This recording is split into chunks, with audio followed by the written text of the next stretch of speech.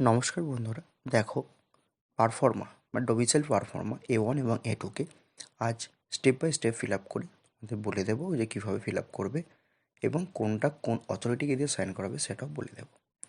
প্রথমে আসি A1-এর ক্ষেত্রে। A1টি তোমরা বিডিও বা এসডিও স্যারের থেকে সাইন করাবে। চলো কী কী লিখবে বলে দিই।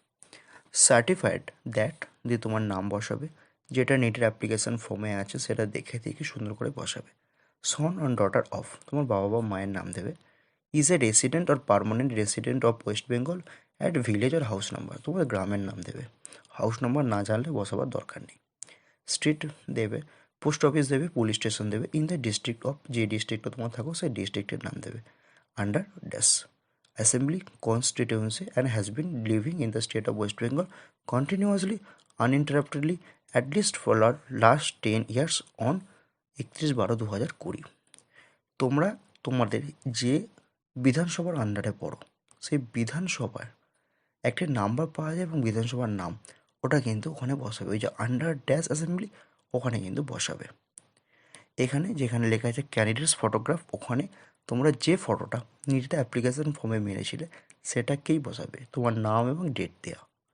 এবং যে ক্যান্ডিডেট সিগনেচার আছে সেটা কিন্তু তোমরা বাড়ি থেকে করে নিয়ে যাবে না, ঠিক আছে?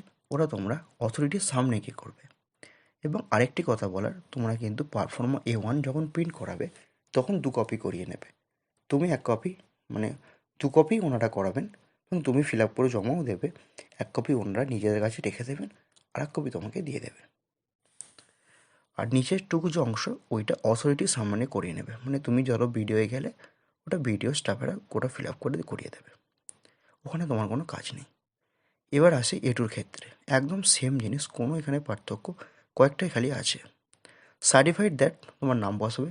সন অর ডটার অফ, তোমার বাবার নাম বসাবে। Has passed the 10+2 examination in the year, তুমি যেই বছরে এইচএস পাস করেছিলে সেই বছরটা ওখানে দেবে। Will appear in the final 10+2 examination in the 2020 from this institution.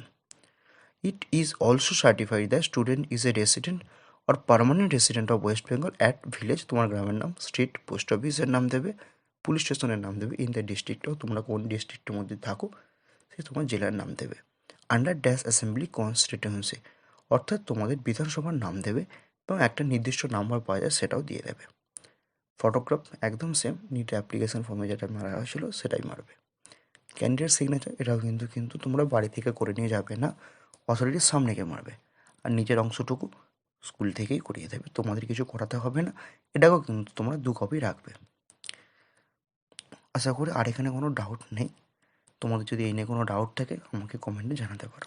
আরেকটি কথা বারবার বলছি তোমাদেরকে, ডেটটা কিন্তু 31/12/2020টাই করাবে, কারণ WBMCC সেশন ওয়াইজ জিনিসটাকে করছে। বোঝাতে পারলাম নিশ্চয়ই? আজ এই পর্যন্ত, সকলে ভালো থেকো।